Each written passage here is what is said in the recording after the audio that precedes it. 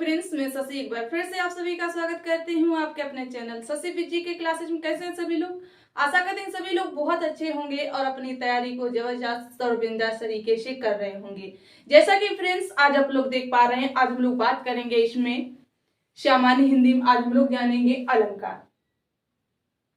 आप कहोगे कि परसों दूसरा टॉपिक पढ़ाया था, आज ये वाला टॉपिक लेके आ गए। हम आपके लिए वही टॉपिक लेके आ रही हूं जो परीक्षा की दृष्टि से महत्वपूर्ण है। देखिए, जो अलंकार टॉपिक है, इससे पिछले जो एग्जाम हुए हैं पुलिस के या एसएससी जीडी के, उसमें हर शिफ्ट में 2 या 3 क्वेश्चन पूछे गए हैं। 2 या 3 क्वेश्चन का मतलब समझ रहे हो? 4 या 6 नंबर। जब आपको एक ही क्लास में 4 या 6 नंबर मिलेंगे तो आप क्यों नहीं पढ़ोगे, क्यों नहीं जानोगे? तो इसलिए आपको क्लास को स्टार्ट टू एंड तक देखना है, ठीक है? तो अलंकार में आज हम सबसे पहले जानेंगे जो अलंकार है इसका अर्थ क्या होता है। देखिए, कहीं कहीं पर बिल्कुल छोटे छोटे प्रश्न पूछे जाते हैं। तो सबसे पहले इस क्लास में बात होगी ओनली और ओनली शब्द अलंकार की। शब्द अलंकार क्या होता है, इनके प्रकार। अनुप्रास अलंकार किसके अंतर्गत आता है, ये आप लोग अभी बताएंगे कमेंट करके, ठीक है? तो सबसे पहले हम लोग जान लेते हैं क्या अलंकार। एक बार सभी लोग जो है अलंकार का संधि विच्छेद करेंगे। इसका संधि विच्छेद क्या हो जाता है, तो ध्यान देना है सभी को। जो देखिए शब्द लिखा इसमें अलंकार, इसका संधि विच्छेद हो जाता है। क्या होगा? अलम। क्या होगा? अलम धन कार, ठीक है? अब आप लोग बताइए इसमें कौन सी संधि है। देखिए, आप लोगों ने हलंत देख लिया तो बताया कौन सी संधि है, व्यंजन संधि है, ठीक है? अब देखिए इसमें अलम, जो अलम है इसका अर्थ क्या हो जाता है, तो इसका अलम का अर्थ हो जाता है सजाना। क्या हो जाता है? सजाना या आभूषण बोल सकते हैं, ठीक है? क्या बोलेंगे? आभूषण। आभूषण हम लोग किससे सजते हैं, किससे सजे हुए लगते हैं? आभूषण से, यानी आभूषण या सजाना, ठीक है? तो आभूषण यानी, तो हमारी हिंदी में किसको सजाया जाता है आभूषण से? तो हम लोग सजते हैं। तो जो हमारी हिंदी है, हिंदी में आभूषण को किसको सजाया जाता है? तो हिंदी में किसी काव्य को सजाया जाता है, यानी हिंदी में किसी काव्य को सजाने के लिए आवश्यकता पड़ती है किसकी? अलंकार की, ठीक है? किसकी आवश्यकता पड़ती है? अलंकार की। किसमें पड़ती है? काव्य में, ठीक है? तो एक पॉइंट बना लीजिएगा, नोट कर लीजिएगा। सभी पॉइंटों को आप लोग जो है नोट करते हुए चलेंगे। अभी तक आप लोग ऐसे ही सुन रहे थे, अभी ज्यादा देर नहीं हुई है, क्लास अभी स्टार्ट हुई है, ठीक है? तो आप लोग जो है कॉपी पेन लेके बाकायदा पॉइंट बाय पॉइंट सभी पॉइंटों को नोट करते हुए चलेंगे, ठीक है? इसमें वही पॉइंट रहेंगे जो परीक्षा की दृष्टि से महत्वपूर्ण रहेंगे, ठीक है? वो इसलिए क्योंकि अब आप लोगों के पास रिवीजन करने का वक्त नहीं है, तो आपको सिर्फ इसी क्लास में समझना है और समझने के साथ साथ आप लोग नोट करेंगे, ठीक है? चलिए, तो हमने आपको बताया था अलंकार की आवश्यकता किसमें पड़ती है, तो अलंकार में आवश्यकता पड़ती है काव्य को सजाने में, ठीक है? तो नोट कर लीजिएगा, किसी काव्य को, क्या है? किसी काव्य को, किसी काव्य को सजाने के लिए, सजाने, किसी काव्य को सजाने के लिए किसकी आवश्यकता पड़ती है? आभूषण, या आभूषण की जगह पर आप कह सकते हैं सीधे सीधे अलंकार की आवश्यकता पड़ती है, ठीक है? आभूषण या अलंकार की आवश्यकता पड़ती है। किसकी आवश्यकता पड़ती है? अलंकार की आवश्यकता पड़ती है। ठीक है, इतना क्लियर हो गया। चलिए अब देखिए, इसमें बात करेंगे अलंकार के प्रकारों की। तो अलंकार के मुख्य रूप से प्रकार कितने होते हैं? यहाँ पर प्रश्न दो प्रकार से बनेगा, ध्यान रखना आपको, और ये दोनों पॉइंट आपको अच्छे से नोट करने हैं। ठीक है, क्या है अलंकार के प्रकार? तो अलंकार के प्रकार, पहले पॉइंट बनाइएगा, फिर यहां से दो प्रश्न बनेंगे। ठीक है, अलंकार के प्रकार। देखिए, अब अगर आपसे पूछा जाए कि मुख्य रूप से अलंकार कितने प्रकार के होते हैं, और दूसरा प्रश्न यहीं पर पूछ दिया जाए कि कुल अलंकार कितने होते हैं, या कुल अलंकार के प्रकार कितने होते हैं, तो ध्यान देना है, यहां नोट कीजिएगा ये पॉइंट। क्या? मुख्य रूप से अलंकार, ये मुख्य रूप से है और ये है कुल। ठीक है, तो नोट कीजिएगा, मुख्य रूप से अलंकार दो प्रकार के होते हैं। मुख्य रूप से कितने प्रकार के होते हैं? दो प्रकार के होते हैं। कौन कौन से होते हैं? तो पहला हो जाएगा इसमें, पहला होगा शब्दालंकार। कौन सा होगा? शब्दालंकार। और दूसरा अर्थालंकार। दूसरा कौन सा हो जाएगा? अर्थालंकार। ठीक है, दोनों क्लियर हो गए। तो मुख्य रूप से कितने? मुख्य रूप से दो, और कुल कितने होते हैं? तो कुल लिख लो, नोट कर लो, कुल 3 होते हैं। कुल कितने होते हैं? कुल 3 होते हैं। इनको भी देखिए कौन कौन से होते हैं। पहले तो दो यही हो जाएंगे, कौन कौन से? शब्दालंकार। कौन सा? शब्दालंकार। और दूसरा अर्थालंकार। दूसरा कौन सा? अर्थालंकार। अब बारी आती है तीसरे की, तो तीसरा प्रकार हो जाता है उभय अलंकार। कौन सा? उभय अलंकार। इंपॉर्टेंट है, इसको भी नोट कर लीजिएगा, उभय अलंकार। ठीक है, तो ये हो गए कुल। कुल कितने, कौन कौन से हैं? कुल है शब्दालंकार, अर्थालंकार और उभयालंकार। ठीक है, तो कुल की संख्या 3 और मुख्य रूप से दो। कौन कौन से? शब्दालंकार, अर्थालंकार। क्लियर हो गए, नोट कर लो। इसी क्रम हम लोग क्लास को आगे बढ़ाते हैं। देखिए, अगर आपको क्लास समझ में आए, पसंद आए, तो आप लोग कमेंट बॉक्स में जरूर बताएंगे कि आपको ये क्लास पसंद आई या समझ में आई। ये हमारा कंटेंट है, हमारा समझाने का तरीका है, आपको अच्छा लगा या नहीं लगा। ठीक है, अगर नहीं लगता है तो भी बताइए, अगर लगता है तो जरूर बताइए। ठीक है, चलिए देखिए, इसी क्लास से आपके 4 या 6 नंबर पक्के होने वाले हैं। ठीक है, चलिए, तो ये नोट कर लिया आप लोगों ने। इसके बाद अब पॉइंट बनाइएगा शब्दालंकार। अब हम लोग पढ़ेंगे शब्दालंकार। ठीक है, शब्दालंकार। देखिए, अब इनकी डेफिनेशन कोई नहीं पूछता है, ये बहुत बेसिक चीजें हो गई हैं। ठीक है, अब सबसे पहले हेडिंग बनाइए, क्या? शब्दालंकार। पहला प्रकार था अलंकार का, कौन सा? शब्दालंकार। शब्दालंकार।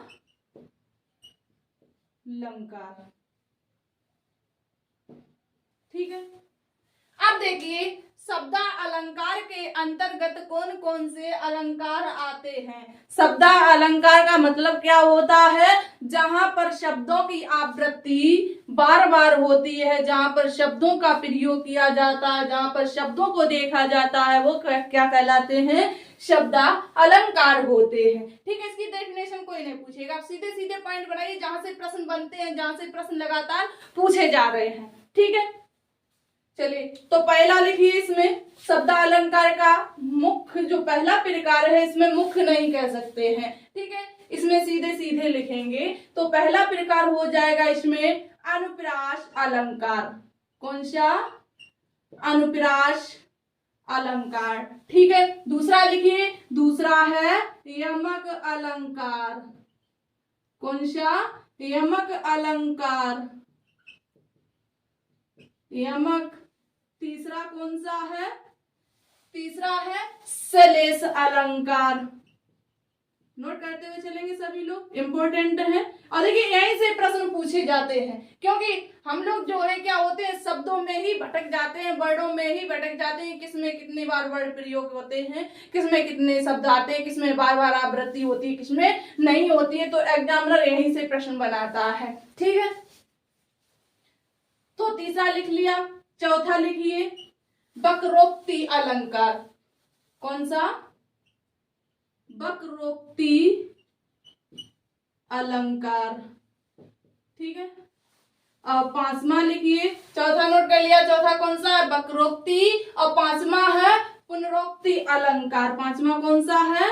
पांचवा है पुनरोक्ति अलंकार। पांचवा कौन सा है? नोट कर लिया सभी ने, पांचवा है पुनरोक्ति अलंकार। छठा नोट कीजिएगा, छेका अनुप्रास अलंकार।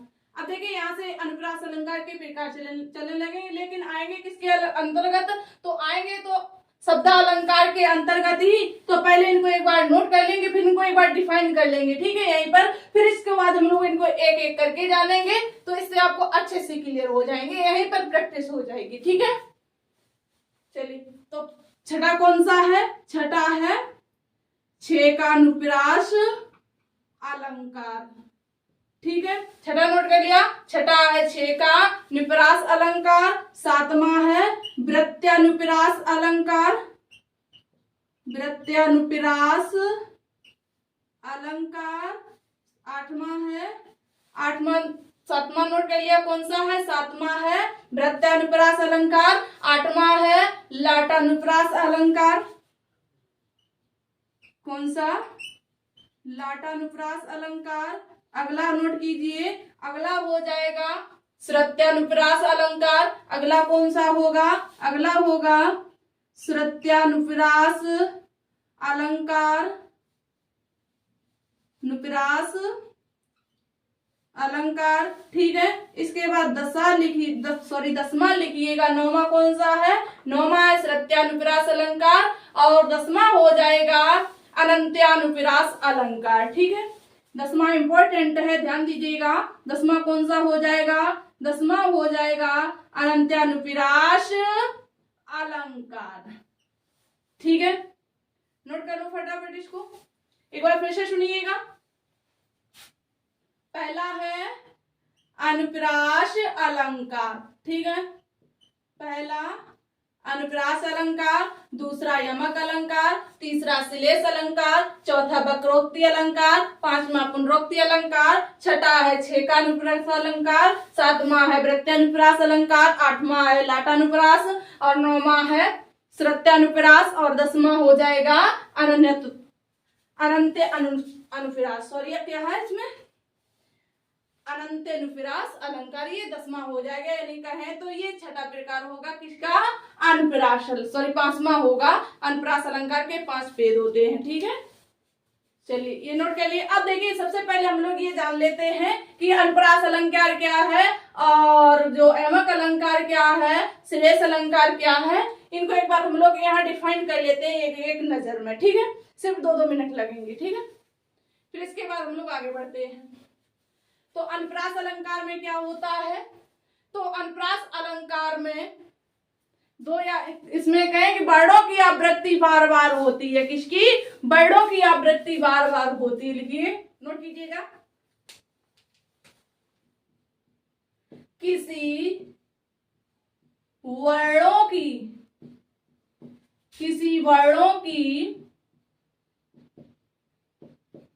आवृत्ति बार बार होती है। किसी वर्णों की आवृत्ति क्या होती है? बार बार होती है। ठीक है, अब बात आ गई यमक अलंकार की। तो यमक अलंकार में क्या होगा? तो यमक अलंकार में होगा कि यहाँ पर 2 या 2 से अधिक बार, इसको भी नोट करेंगे, 2 या 2 से अधिक बार। देखिए अनुप्रास अलंकार में वर्णों की आवृत्ति हुई थी, ध्यान दीजिएगा क्या है, अनुप्रास अलंकार में वर्णों की आवृत्ति हुई थी और यमक अलंकार में शब्दों की आवृत्ति होगी। किसकी आवृत्ति होगी? शब्दों की आवृत्ति होगी। ठीक है, क्या है यमक अलंकार? 2 या 2 से अधिक शब्दों की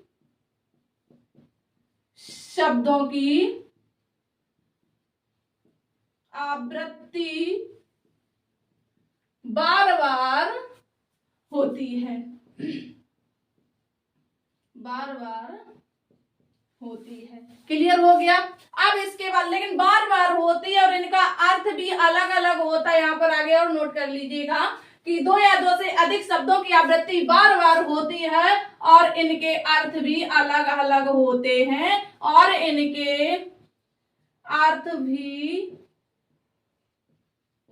अलग अलग होते हैं। क्लियर हो गया?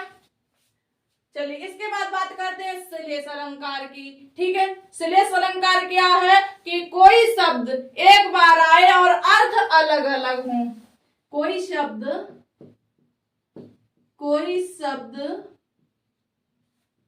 एक बार आए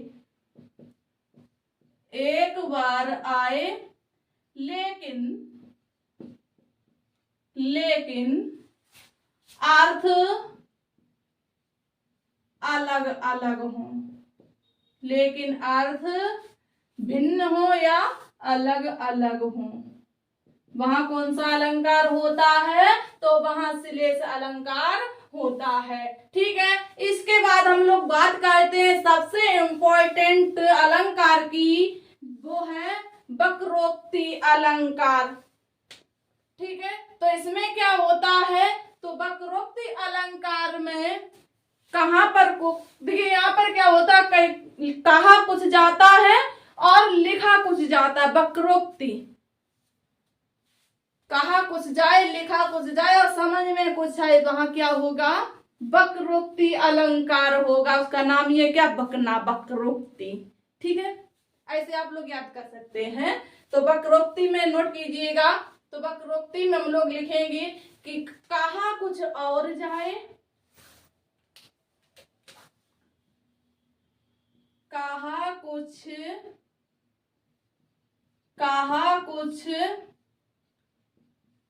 और जाए। क्या है? वक्रोक्ति में कहा कुछ और जाए और समझ कुछ और आए। क्या है? समझ कुछ और आए, यानी भ्रमित कर देना। ठीक है, जहां हम लोग भ्रमित हो जाते हैं, समझ कुछ और आए। देखिए जब हम लोग अभी इनको जब इनके विद एग्जाम्पल के विद उदाहरण के पढ़ेंगे तो हम लोग अच्छे से समझ में आएगा, आप लोग अच्छे से समझ पाएंगे। ठीक है, इसके बाद हम लोग बात करते हैं इसमें पुनरोक्ति अलंकार की। देखिए इसके नाम से ही पता चल रहा है कि पुनरोक्ति यानी एक शब्द बार बार आए। क्या है? एक शब्द बार बार आए, पुनरोक्ति होता है। लेकिन यहाँ पर एक चीज इंपॉर्टेंट रहेगी, उसको भी हम लोग बाद में बात करते हैं उसकी। ठीक है, पहले यहाँ पर एक बार इसकी डेफिनेशन लिख लेते हैं। किसकी? पुनरोक्ति अलंकार की क्या होगी? इसकी डेफिनेशन हो जाएगी कि एक ही शब्द बार बार आए। लिखिए, एक ही शब्द बार बार आए तो वहां कौन सा अलंकार होता है? पुनरोक्ति अलंकार होता है। ठीक है, अब बात करते हैं हम लोग 6 का अनुप्रास अलंकार की। किसकी? 6 का अनुप्रास अलंकार की। ये क्या होता है? तो 6 का अनुप्रास अलंकार वर्ड की आवृत्ति एक बार ही होती हो। क्या है? 6 का अनुप्रास की जो डेफिनेशन होगी, तो इसकी डेफिनेशन बन जाएगी कि इसमें वर्ड की की आवृत्ति, ध्यान देना है, यहाँ से अनुप्रास चलने लगे। अनुप्रास अलंकार में वर्णों की आवृत्ति हो रही है, तो इसलिए इसमें शब्दों की आवृत्ति नहीं होगी। ये बात आपको माइंड में ध्यान रखनी है, ठीक है। तो 6 का अनुप्रास में क्या होगा, तो वर्ड की आवृत्ति एक बार ही होती हो, ठीक है। क्या है कि वर्ड की आवृत्ति एक बार ही होती हो, वर्ड की आवृत्ति एक बार ही होती हो, तो वहां कौन सा अलंकार होगा, 6 का अनुप्रास अलंकार होगा। कौन सा अलंकार होगा, 6 का अनुप्रास अलंकार होगा। इसके बाद हम लोग बात करते हैं वृत्यानुप्रास अलंकार की। किसकी, वृत्यानुप्रास अलंकार की। तो इसमें ध्यान देना है, जो वृत्यानुप्रास अलंकार है इसकी डेफिनेशन बन जाएगी, इसकी डेफिनेशन बनेगी, इसकी परिभाषा हो जाएगी कि वर्ड की आवृत्ति एक बार होती हो लेकिन एक बार और हो जाती हो, ठीक है। ये बात आपको ध्यान रखनी है, क्योंकि इसमें देखिएगा जो 6 का अनुप्रास अलंकार है, इसमें भी बताया गया कि वर्ड की आवृत्ति एक बार ही होती हो, और वही इसमें है, किसमें, वृत्यानुप्रास अलंकार में क्या है कि वर्ड की आवृत्ति, वर्ड की आवृत्ति, इसमें ऐसे लिख लीजिएगा कि वर्ड की आवृत्ति एक से अधिक बार होती है, तो डेफिनेशन ठीक बैठेगी आप लोगों की याद करने के लिए, इसमें आप लोग कंफ्यूज नहीं होंगे, ठीक है। तो नोट कीजिएगा कि वर्ड की आवृत्ति एक से अधिक बार होती हो, एक से अधिक बार होती हो, ठीक है। क्या है, वर्ड की आवृत्ति एक से अधिक बार होती हो, तो वहां कौन सा अलंकार होगा, तो वहां पर वृत्यानुप्रास अलंकार हो जाएगा, ठीक है। अब बात करते हैं हम लोग इसकी लाटानुप्रास अलंकार की। लाटानुप्रास अलंकार क्या होता है, ध्यान देना है, यहाँ पर वेरी वेरी इंपॉर्टेंट है ये अलंकार। कौन सा, लाटानुप्रास अलंकार। और देखिए इसकी डेफिनेशन ही सीधे सीधे पूछ लेते हैं, तो इसकी डेफिनेशन क्या होगी कि वाक्य की आवृत्ति, क्या है, वाक्य की आवृत्ति बार बार होती हो तो वहां लाटानुप्रास अलंकार होता है। कौन सा अलंकार होता है, लाटानुप्रास अलंकार होता है। क्या हो कि वाक्य की आवृत्ति बार बार होती हो, वाक्य की आवृत्ति बार बार होती हो। इसमें देखिए किसकी बात कही गई, वाक्य की, ये बात आप लोगों को ध्यान रखनी है, वाक्य की आवृत्ति बार बार होती है। देखिए यहाँ पर शब्द की आवृत्ति थी अनुप्रास अलंकार में वर्ड की, लेकिन ध्यान देना ये लाटा अनुप्रास जो अलंकार है अनुप्रास का ही भाग है, लेकिन इसमें किसकी आवृत्ति बार बार हो रही है, वाक्य की आवृत्ति बार बार हो रही है, ठीक है। क्लियर हुआ इतना। इसके बाद बात करते हैं हम लोग श्रुत्यानुप्रास अलंकार की। ये आप लोग साथ साथ नोट करते हुए चले, ठीक है। फिर जब हम लोग इनको क्रम से पढ़ेंगे तो थोड़ा जल्दी हो जाएगा, थोड़ा फास्ट हो जाएगा, क्योंकि ये वैसे भी क्लास लंबी चलने वाली है, ठीक है। चलिए इसके बाद हम लोग बात करते हैं किसकी, श्रुत्यानुप्रास अलंकार की। तो इसमें क्या होता है, तो श्रुत्यानुप्रास अलंकार में होता है कि जो वर्ड होते हैं अंत में समान हो। क्या है, श्रुत्यानुप्रास अलंकार में वर्ड अंत में समान हो। नोट कीजिएगा, क्या अंतिम वर्ड समान हो, सॉरी इस प्रकार लिखिएगा अच्छे से, आपको क्लियर हो जाएगा। क्या, अंतिम वर्ड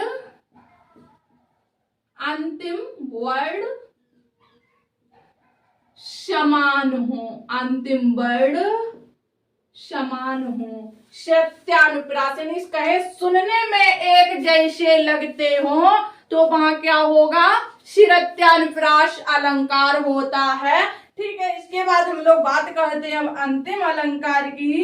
अंतिम है हमारा इसमें अनंत्यानुप्रास अलंकार। ये क्या होता है?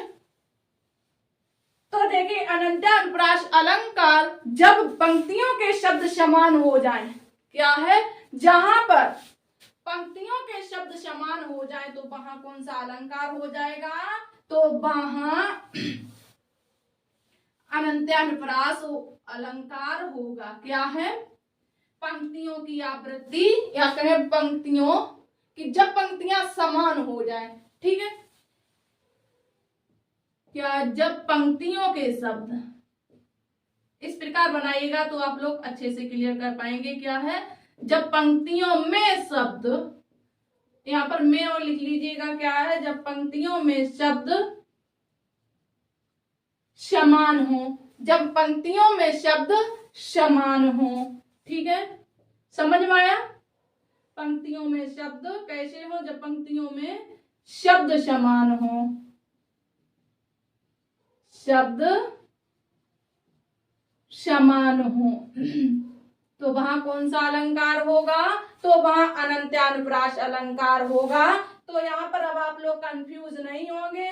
श्रुत्यानुप्रास अलंकार में अंतिम वर्ड समान होगा, और जो हमारा इसमें दिया गया है अनंत्यानुप्रास अलंकार, तो इसमें पंक्तियों में शब्द समान होंगे। ठीक है, क्लियर हो गया इतना? एक बार सभी लोग यस या नो का कमेंट कीजिएगा, इसके बाद हम लोग आगे बढ़ते हैं। समझ में आ रहा है या नहीं? चलिए, समझ में आएगा जब हम लोग आगे बात करेंगे किसकी,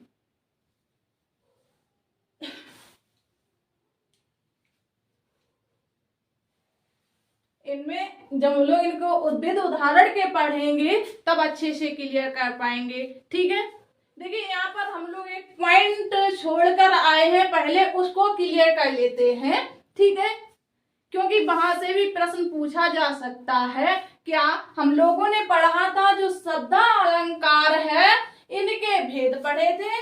ठीक है, तो इनके भेद हमने कितने बताए थे आपको? तो ध्यान देना है, इसमें जो शब्दालंकार है, ये अच्छा बताओ आप लोगों ने नोट कर लिए? इसके बाद हम बताती हूँ।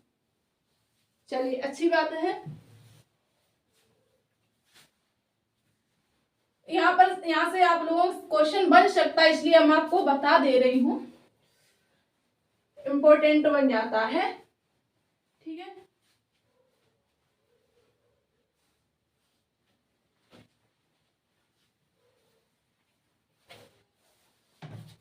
हम लोग बात कर रहे थे शब्दालंकार। ठीक है, तो शब्दालंकार के जो प्रकार, कितने प्रकार के होते हैं शब्दालंकार? तो शब्दालंकार जो है मुख्य रूप से कहा जाए तो 3 प्रकार के होते हैं।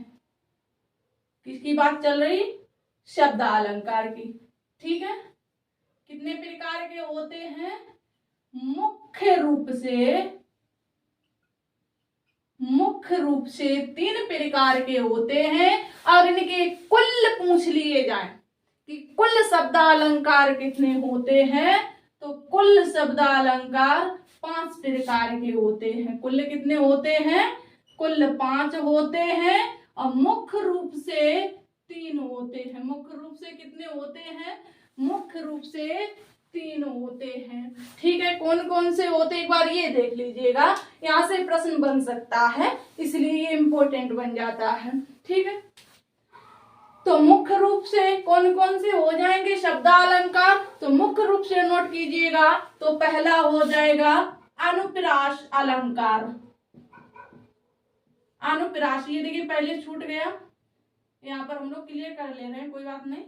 अनुप्रास अलंकार। दूसरा हो जाएगा यमक अलंकार।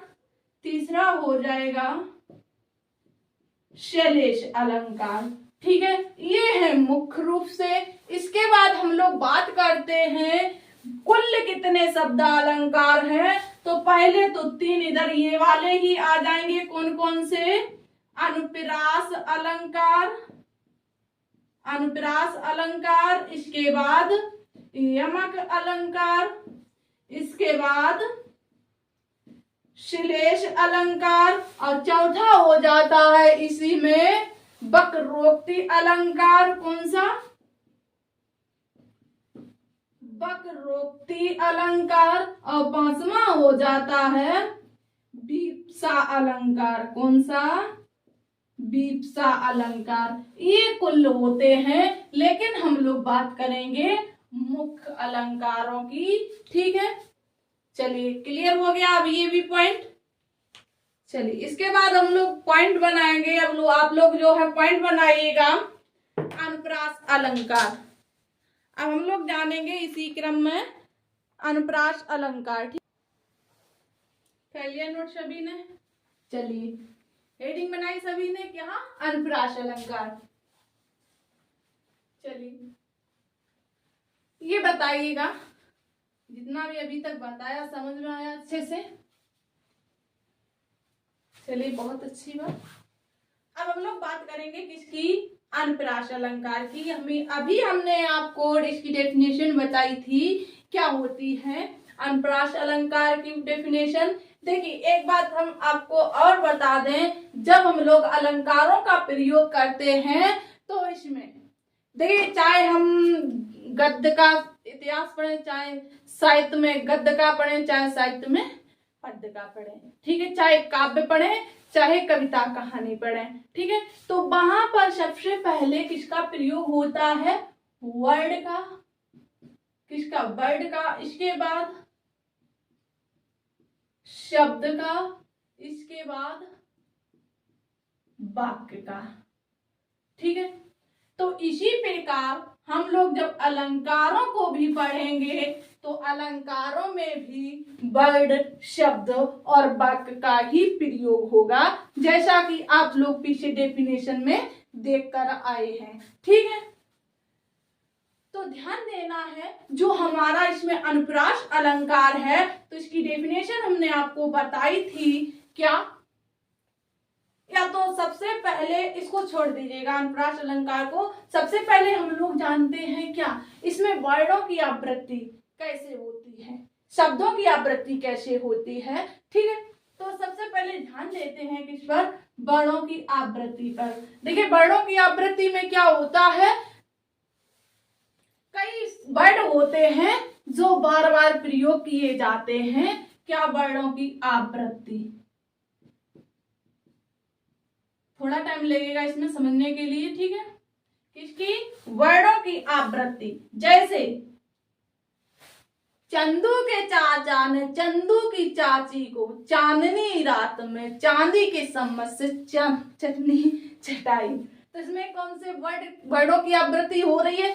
चा वर्ड की आवृत्ति हो रही है या नहीं हो रही है?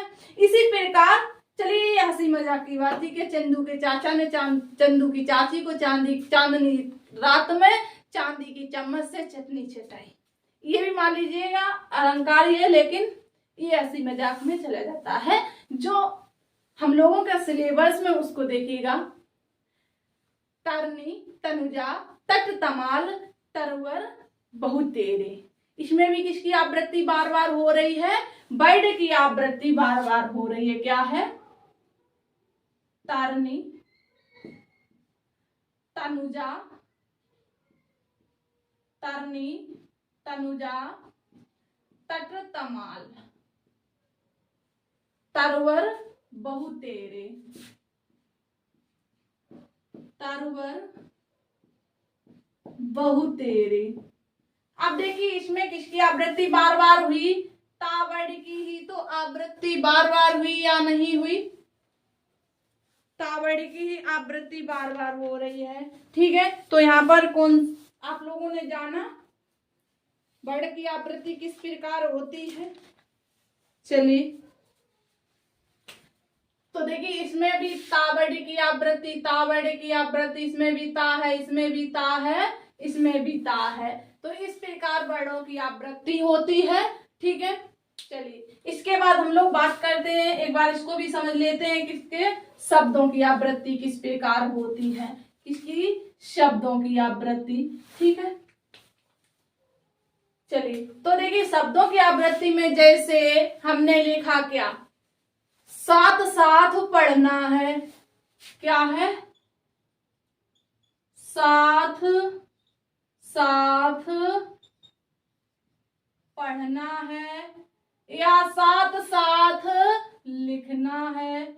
हम बोलते हैं आपसे, क्या है, आप लोग साथ साथ नोट करते हुए चलेंगे, ठीक है। तो क्या है, साथ साथ लिखना है। इसमें क्या हो रहा है, यहाँ पर बार बार वर्णों की आवृत्ति हो रही, किसकी, साथ साथ की, साथ साथ की, ठीक है। तो इस प्रकार वर्णों की आवृत्ति होती है। क्लियर हुआ।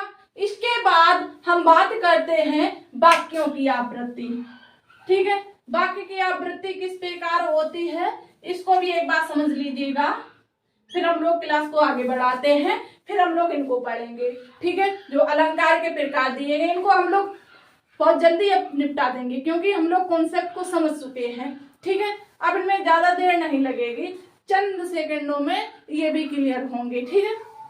और कभी भी भूलेंगे नहीं आप, ये मेरा भरोसा है, ठीक है। ऐसी उम्मीद कर सकते हैं, आप पर भरोसा हम कर सकते हैं। चलिए देखते हैं कितने आप लोग भरोसे पर खरे उतरते हैं।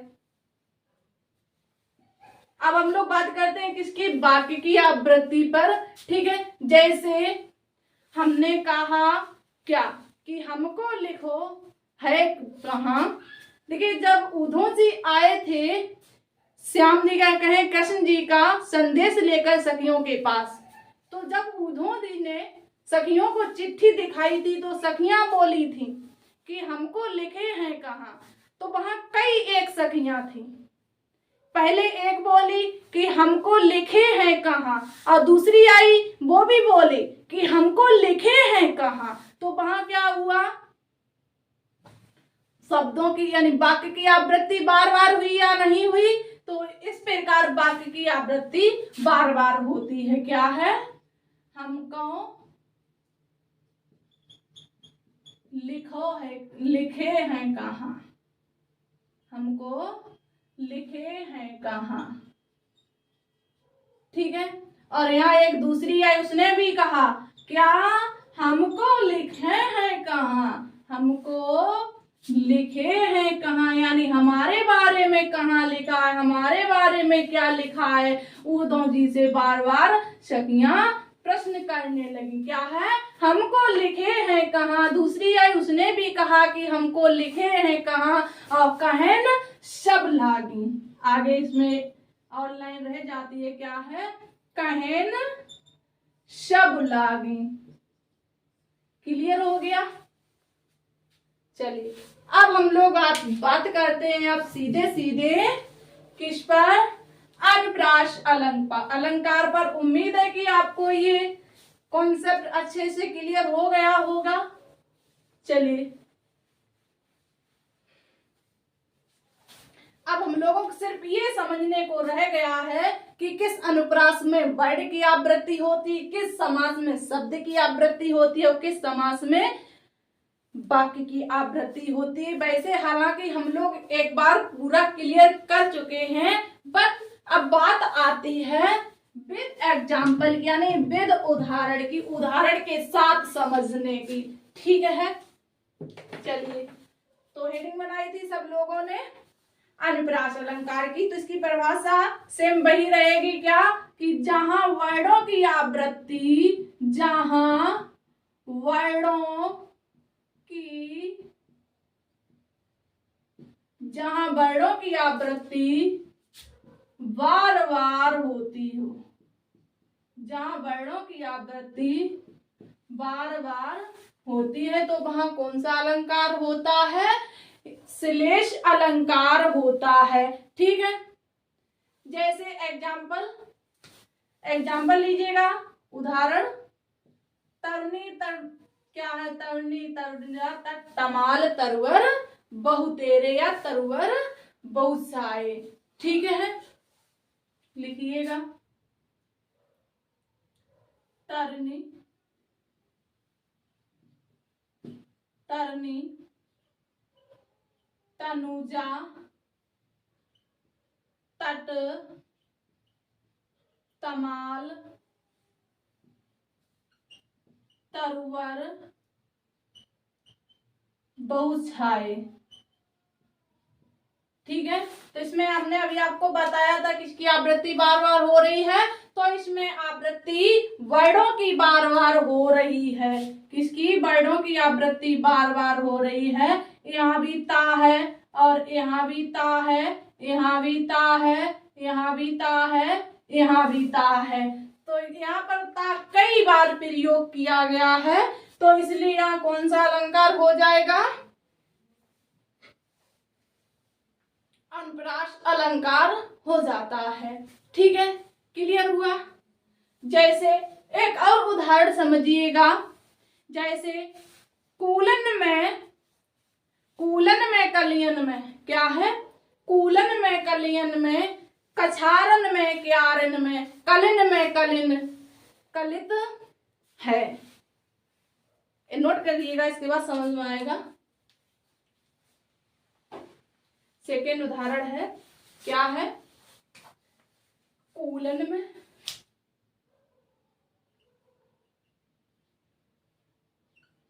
कूलन में कलिन में, कूलन में कलियन में, कछारन में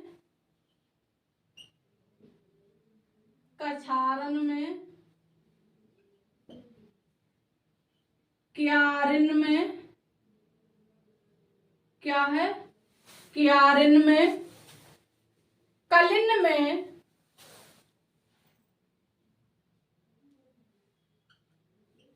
में, देखिए इसमें का वर्ड की आवृत्ति कितनी बार हो रही है? कूलन में, कलियन में, कछारन में, क्यारिन में, कलिन में कली किलकत है।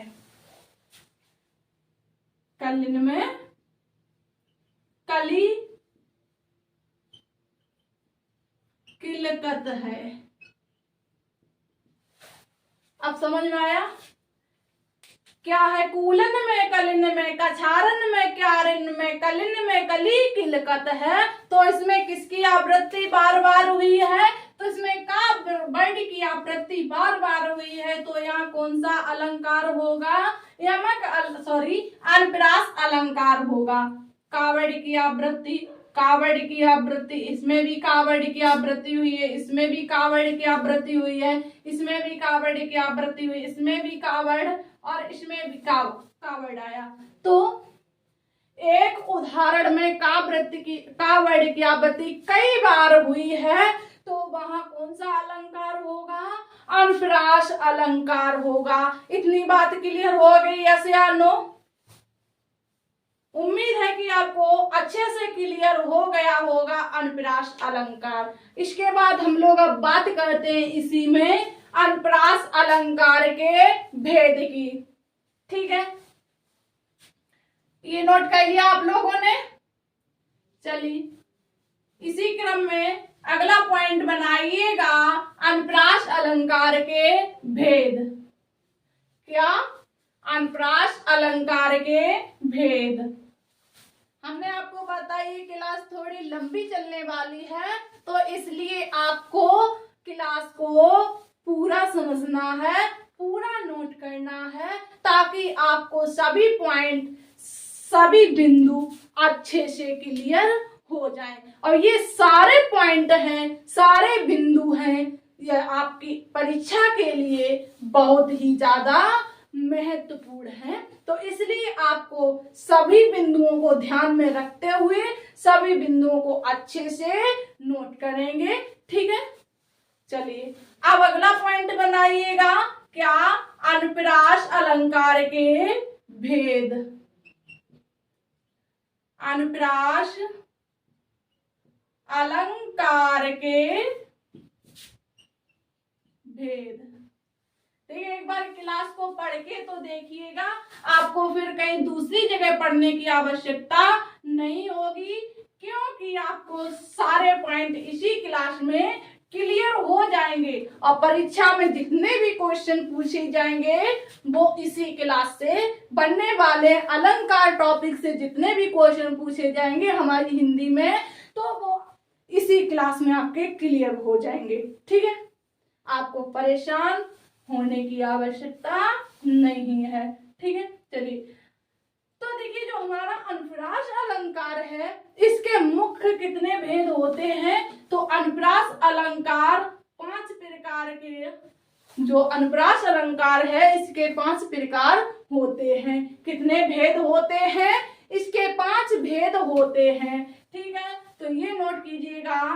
तो पहला इसका अनुप्रास अलंकार का भेद हो जाएगा 6 का अनुप्रास अलंकार, 6 का अनुप्रास अलंकार, 6 का अनुप्रास अलंकार। इसके बाद दूसरा होगा वृत्यानुप्रास अलंकार, वृत्यानुप्रास अलंकार, वृत्यानुप्रास अलंकार। तीसरा होगा लाटानुप्रास अलंकार, ये हम लोग आगे पढ़ के आए हैं, अब हम लोग क्रम से पढ़ रहे हैं। ठीक है, लाटानुप्रास अलंकार। चौथा हो जाएगा श्रुत्यानुप्रास अलंकार। चौथा कौन सा होगा, चौथा होगा श्रुत्यानुप्रास अलंकार, श्रुत्यानुप्रास अलंकार। पांचवा हो जाएगा, पांचवा होगा अनंत्यानुप्रास अलंकार,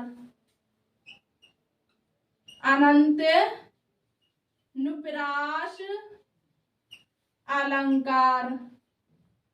ठीक है, क्लियर हो गए। इसमें जो देखिए जो लिखा है अनंत्यानुप्रास अलंकार, इसकी शुद्ध वर्तनी भी पूछी जाती है, तो एक बार इसको ध्यान में रख लीजिएगा, एक बार देख लीजिएगा कि अनुप्रास जो अनंत्यानुप्रास अलंकार है ये किस प्रकार लिखा गया है। ठीक है, इसकी वर्तनी भी कई बार देखने को मिली है, पिछले जो एग्जाम है प्रीवियस ईयर के उनमें ये इनकी इस शब्द की ज्यादातर वर्तनी देखने को मिली है, इसलिए हमें ध्यान आ गया, तो इसलिए हमने आपको बता दिया है। ठीक है, चलिए अब हम लोग बात करेंगे सबसे पहले 6 का अनुप्रास अलंकार की। अब हम लोग सिर्फ अनुप्रास अलंकार को पढ़ेंगे। ठीक है, हम लोगों ने जाना है अनुप्रास अलंकार क्या होता है। अनुप्रास अलंकार में वर्णों की आवृत्ति होती है, ये तो आप लोग क्लियर कर चुके हैं, और कई वर्णों की आवृत्ति होती है। लेकिन अब हम लोग इसमें बात करेंगे कि जो इसमें इनके भेद हैं, अनुप्रास अलंकार के जो भेद हैं, इनमें कौन से अलंकार में कितने शब्द कितने बार प्रयोग किए जाते हैं। ठीक है, क्रम भी होता है, तो इसलिए हम लोगों को क्रम भी जानना आवश्यक है, ये परीक्षा की दृष्टि से महत्वपूर्ण होने वाले हैं। ठीक है, तो सबसे पहले हेडिंग बनाइएगा, बिंदु रहेगा हमारा इसमें 6 का अनुप्रास अलंकार। ठीक है, 6 का अनुप्रास अलंकार, 6 का अनुप्रास अलंकार।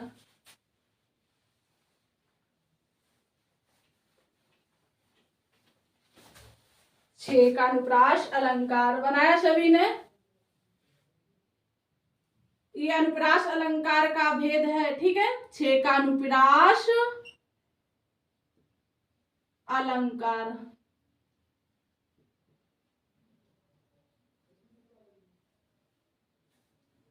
अब बताइएगा इसमें क्या होता है।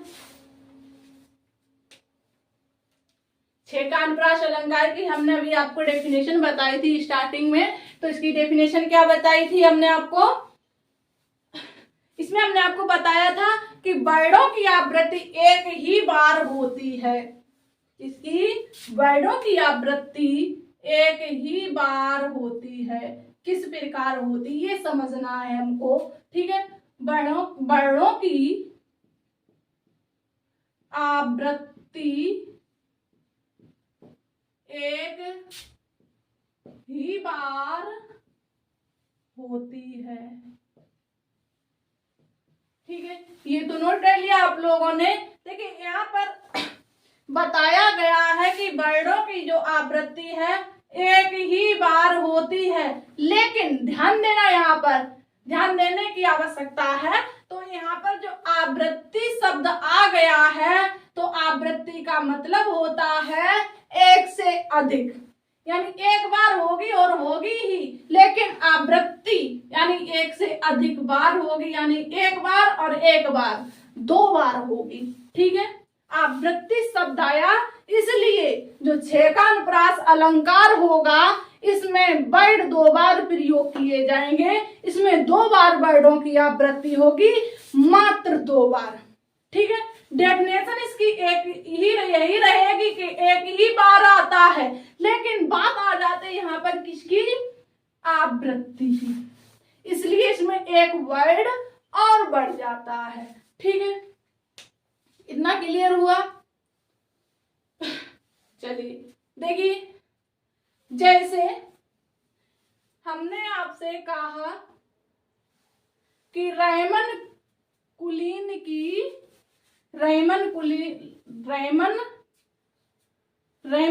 रैला की भली, एक उदाहरण ये है। इससे पहले देखिए, जैसे आपके दोस्त हैं या हमारे दोस्त हैं या कोई अन्य है या कहीं कोई भी व्यक्ति है जो अपने बाबू सोने या चम्मच भगोना से बात करता हुआ जाता है, तो क्या होता है, अंधेरा होता है और धीरे धीरे से बात करते हुए, तो कहीं पर पास में कुत्ता बैठा होता है मोहल्ला पड़ोस में, तो आकर, एक कुत्ता नहीं होता है, वहां कई एक कुत्ते होते हैं, जैसे एक कुत्ता भौंकने लगता है तो आसपास पड़ोस में जितने भी कुत्ते होते हैं सभी दौड़कर आ जाते हैं, तो क्या है, सभी उसको क्या कर लेते हैं, घेर लेते हैं, यानी छेक लेते हैं। जैसे ये क्या है, ये कोई व्यक्ति जा रहा है बात करते हुए, ठीक है,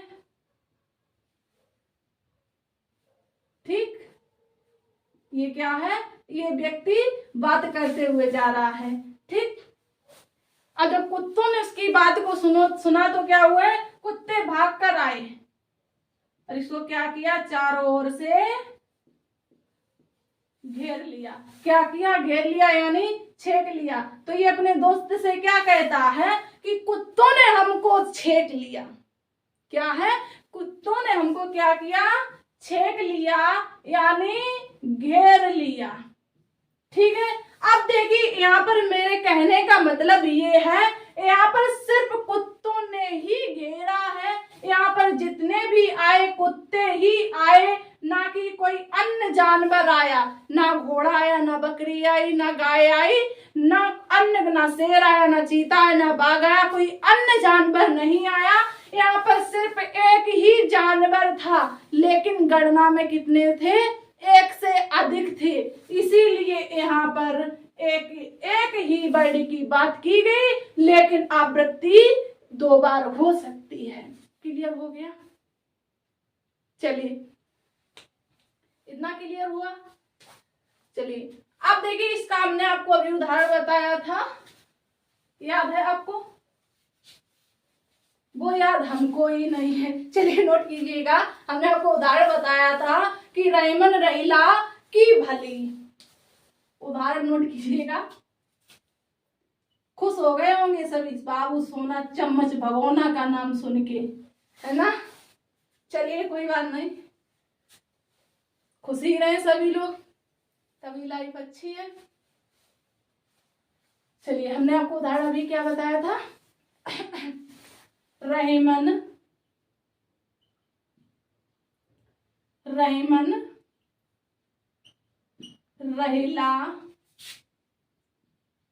की भली। अब इसमें देखिए किस वर्ड की आवृत्ति दो बार हुई है, तो इसमें रा वर्ड की आवृत्ति ओनली, मात्र और मात्र दो बार हुई है। तो इसलिए यहाँ पर कौन सा अलंकार होगा, छे का अनुप्रास अलंकार होगा। कौन सा अलंकार होगा, छे का अनुप्रास अलंकार होगा। ठीक है, चलिए क्लियर हुआ। तो छे का अनुप्रास में वर्ड की आवृत्ति कितनी बार होती है, तो छे का अनुप्रास अलंकार में वर्ड की आवृत्ति मात्र और मात्र दो बार होती है। ठीक है, जैसे अगला उदाहरण हमने लिया, इसमें क्या, इस करुणा कलित हृदय में क्योंकि विकल रागिनी बहती है। उदाहरण है, अच्छा है और इम्पोर्टेंट भी है। ठीक है, इसको भी नोट कर लीजिएगा। बहती या बजती है, रागिनी बहा नहीं करती, बजा करती है। ठीक है, चलिए, तो हमने अभी आपको क्या उदाहरण बताया, नोट कीजिएगा कि इस करुणा कलित हृदय में, इस करुणा कलित हृदय में, इस करुणा कलित हृदय में क्योंकि बिकल रागिनी बजती है, क्योंकि बिकल रागिनी बजती। ये पॉइंट, ये जो उदाहरण है आप लोग नोट कर लें, ये परीक्षा में पूछा गया है, एक बार नहीं कई बार पूछा गया है। ठीक है, तो देखिए इसमें भी एक वर्ड की आवृत्ति दो बार ही हुई है, एक का यहाँ पर और एक का यहाँ पर, यानी करुणा कलित दो बार ही हुई है। तो यहाँ पर कौन सा अलंकार हो जाएगा, तो यहाँ पर 6 का अनुप्रास अलंकार हो जाएगा। अब क्लियर हो गया। अगर आप डेफिनेशन याद नहीं रख सकते हैं कोई बात नहीं, अभी भूल जाइए, कोई दिक्कत वाली बात नहीं। सिर्फ आपको याद क्या रखना है, उदाहरण देख के देख लो कि यहाँ पर वर्ड 2 बार प्रयोग हुए हैं, तो वहां कौन सा अलंकार हो सकता है, तो आंख बंद करके लगा दीजिएगा 6 का अनुप्रास अलंकार। क्लियर। चलिए अब देखिए नेक्स्ट, अनुप्रास अलंकार का दूसरा भेद कौन सा था, नोट कीजिएगा, दूसरी हेडिंग बनाइएगा, थोड़ा फास्ट कर लें। ठीक है, समय भी काफी हो गया है। नेक्स्ट है वृत्यानुप्रास अलंकार, हेडिंग बनाइएगा। दूसरा वृत्यानुप्रास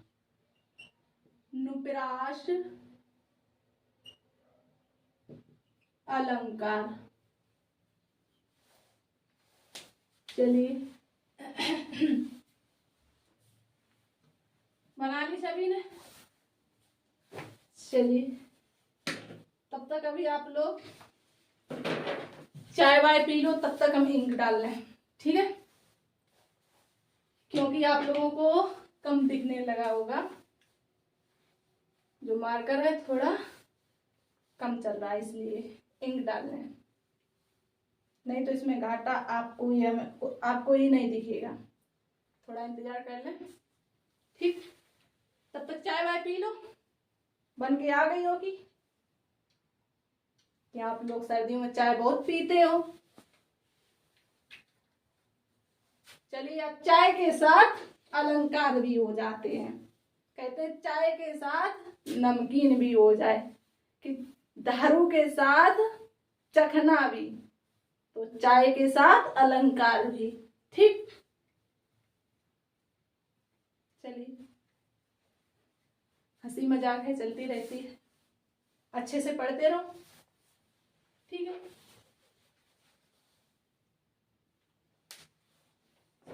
चलिए अब पॉइंट बनाइएगा। इंक पड़ गई, आप लोगों ने चाय भी पी ली होगी, तो पॉइंट बनाया था क्या, अनुप्रास यानी वृत्यानुप्रास अलंकार। ठीक है, तो इसकी डेफिनेशन हमने आपको क्या बताई थी, इसकी डेफिनेशन हमने आपको बताई थी कि जहां वर्णों की आवृत्ति 1 से अधिक बार हो वहां वृत्यानुप्रास अलंकार होता है। ठीक है, क्या, जहां वर्णों की आवृत्ति 1 से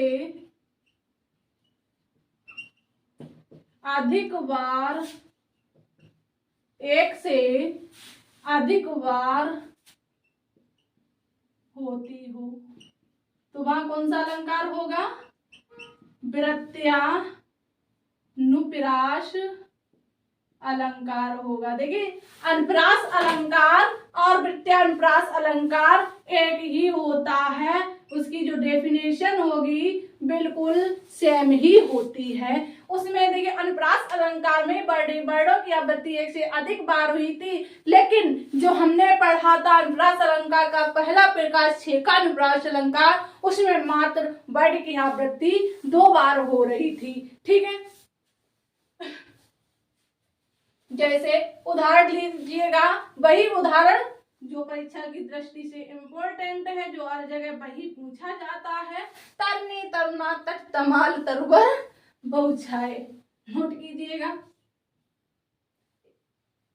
इससे आप लोग कंफ्यूज नहीं होंगे, इसलिए वही बार बार रिपीट करा रही हूँ। ठीक है, तरुणी, तनुजा,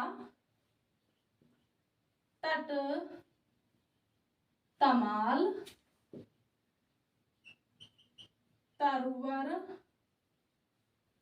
बहुछाए, बहुछाए। क्लियर हो गया? मेरा मकसद है सिर्फ आपको याद कराना, सिर्फ समझाना, आपको किसी तरह समझ में आ जाए, अच्छे से याद हो जाए। ठीक है, चलिए, जैसे देखिएगा इसमें क्या बताया कि वर्णों की आवृत्ति बार बार होती है, यानी वृत्यानुप्रास अलंकार। जैसे हमने एक वृत्त बनाया, क्या एक वृत्त बनाया, ठीक, चलिए देखिए, अब जैसे आपने यहां से चलना प्रारंभ किया, यहां से यहाँ आ गए, फिर यहाँ आ गए, फिर यहाँ आ गए, फिर यहाँ आए, फिर यहाँ आ गए, फिर यहाँ आ गए, और फिर लौट के यहाँ ही आ गए, और यहाँ कोई और नहीं है, सिर्फ आप ही हैं। आप ही बार बार यहाँ आए, यहाँ से यहाँ आए, फिर यहाँ आए, फिर यहाँ आए, फिर यहाँ आए, आप ही बार बार घूम रहे हैं, आपकी आवृत्ति बार बार हो रही है। तो यहाँ पर वर्णों की आवृत्ति बार बार होती है, तो वहां कौन सा अलंकार होगा? वृत्यानुप्रास अलंकार होगा। ठीक, क्लियर? यही प्रक्रिया लगातार चलती रहती है, तो वहां कौन सा अलंकार होगा? वृत्यानुप्रास अलंकार होगा। ठीक है, और सुनने में जो अनुप्रास लगता है उसे क्या कहते हैं? श्रुत्यानुप्रास कहते हैं। तो पहले ये नोट कर लीजिएगा, फिर अगला हम लोग क्लियर करते हैं। 2 और बचे, उनको भी फास्ट कर लेते हैं, यानी फास्ट वे में। चलिए, तो ये नोट कर लिया आप लोगों ने, बहुत अच्छी। ऐसे ही थोड़ी देर और हमारा साथ दीजिएगा, ताकि आपके सारे कॉन्सेप्ट क्लियर हो जाएं। ठीक है, बस थोड़ी देर की बात और है।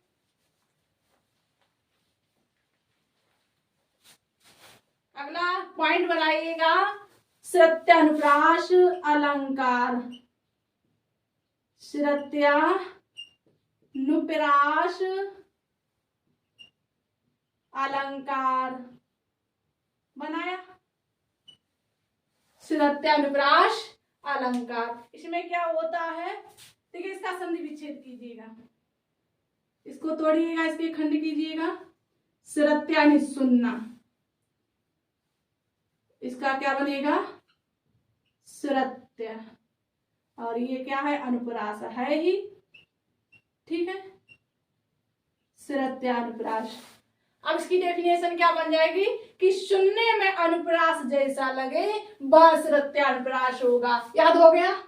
यस या नो? हुआ याद या नहीं? क्या है कि जो सुनने में अनुप्रास जैसा लगे वहां क्या होगा? श्रुत्यानुप्रास होगा। ठीक है, यही नोट कर लीजिएगा,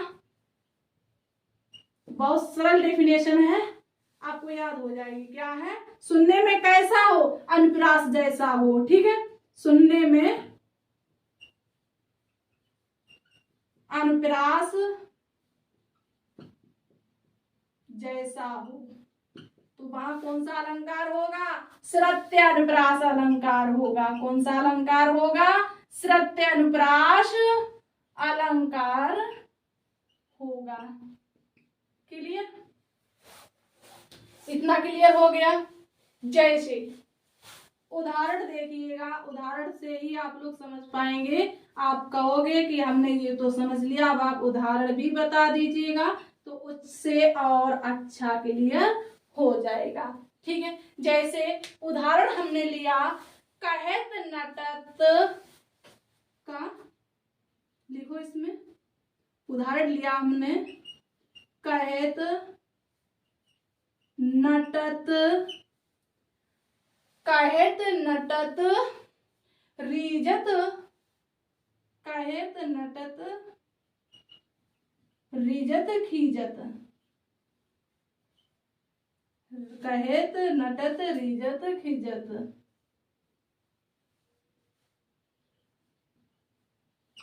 और इसके बाद कहत नटत रीजत खिजत मिलत खिलत लज्जात, मिलत मिलत खिलत लज्जात, लजी जात। अब देखिए, कहत नटत रिजत खिजत मिलत खिलत लज्जात, यानी जो कहें राधा जी हैं, जब श्री कृष्ण से मिलती हैं, यमुना जी पे जब पानी भरने जाया करती थी तो वहां श्री कृष्ण जी मिल जाते थे, तो उनसे कुछ कहने को तैयार होती थी, लेकिन कहत नटत रिजत यानी कहती फिर रिज जाती, गुस्सा हो जाती, खेलती फिर गुस्सा हो जाती, फिर रिजत और फिर खिजत यानी खिसिया भी जाती थी, ठीक है। और मिलत खिलत फिर मिलके खेलने लगती थी, और लज्जात फिर शर्म लग जाती थी।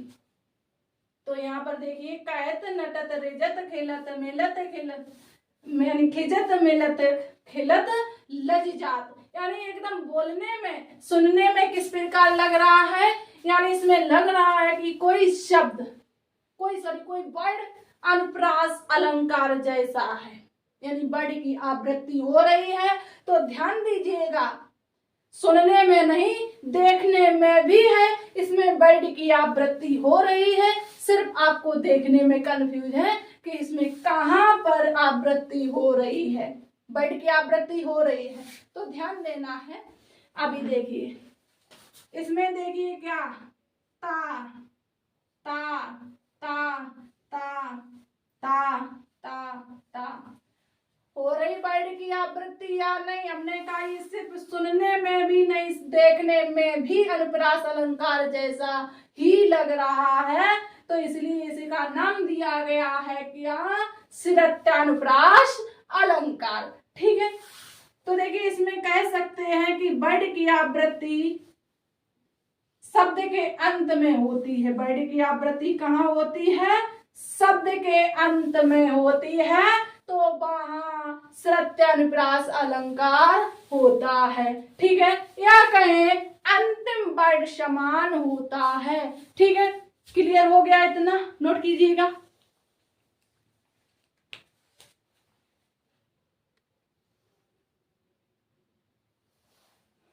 नोट कर लिया।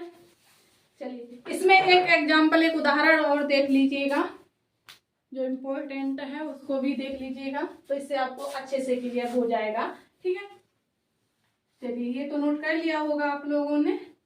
अगला उदाहरण और नोट कीजिएगा, फिर क्लास एंड करती हूँ, और जो बाकी बचे हुए हैं 4-5 एग्जाम्पल जो अलंकार, उनको नेक्स्ट क्लास में क्लियर कर लूंगी, ठीक है। चलिए, आइएगा जरूर, उस क्लास को भी अच्छे से इसी प्रकार अच्छे से क्लियर करेंगे, ठीक है। तो इसका भी एक और उदाहरण नोट कीजिएगा, इसमें सारे हो नहीं पाएंगे, समय काफी हो गया है, क्योंकि इसमें लिखने में वक्त ज्यादा लगता है, इसलिए टाइम हो ही जाता है, पता ही नहीं चलता, आप लोगों को पढ़ाते पढ़ाते बताते बताते समय पता ही नहीं चलता है, ठीक है। तो इसलिए समय हो ही जाता है, इसमें किसी की कोई गलती नहीं है, ठीक है। वो इसलिए आप लोग हमारा साथ दे दें तो मन ही नहीं होता है कि हम क्लास बंद करें, तो इसी प्रकार आप आगे भी साथ देते रहिएगा, आपके सभी डाउट यहीं क्लियर होंगे, ठीक है। चलिए, उदाहरण देखिएगा। उदाहरण जैसे हमने लिया कि पाप प्रहार प्रकट कै सोई, भरी क्रोध जल जाए न कोई। नोट कीजिएगा, पाप प्रहार प्रकट, पाप प्रहार पाप प्रहार प्रकट कई सोई, पाप प्रहार प्रकट कई सोई, और भरे क्रोध जब जल जाए न कोई, भरी क्रोध जल जाए ना कोई। इसमें अभी हमने आपको बताया था कि यहाँ पर अंतिम वर्ड समान भी होते हैं, किसमें, श्रुत्यानुप्रास अलंकार में, कि पाप प्रहार प्रकट कई सोई, भारी क्रोध जल जाए ना कोई। यहाँ पर देखिए दोनों शब्द जो हैं समान लग रहे हैं, तो यहाँ पर सुनने में समान लग रहे हैं, सोई कोई, सुनने में या उच्चारण करने में समान पीछे प्रकट हो रहे हैं, तो इसलिए यहाँ पर कौन सा अलंकार होगा, श्रुत्यालंकार, श्रुत्यानुप्रास अलंकार होगा। ठीक है, तो आज की क्लास यहीं तक, आज की क्लास यहीं विराम देती हूँ। उम्मीद करती हूँ कि आपको ये सारे बिंदु अच्छे से क्लियर हो गए होंगे। तो एक बार सभी लोग जो हैं कमेंट बॉक्स में एक प्यारा सा कमेंट जरूर करेंगे, यस या नो। ठीक है, आप लोगों का बहुत बहुत बहुत बहुत धन्यवाद हमारा साथ देने के लिए। फिर मिलेंगे हम लोग नेक्स्ट क्लास में इसी टॉपिक के साथ, क्योंकि इस टॉपिक को हमको पूरा करना हम लोगों को। ठीक है, चलिए धन्यवाद, फिर मिलते हैं हम लोग नेक्स्ट क्लास में। तब तक के लिए अपना ध्यान रखें, ख्याल रखें।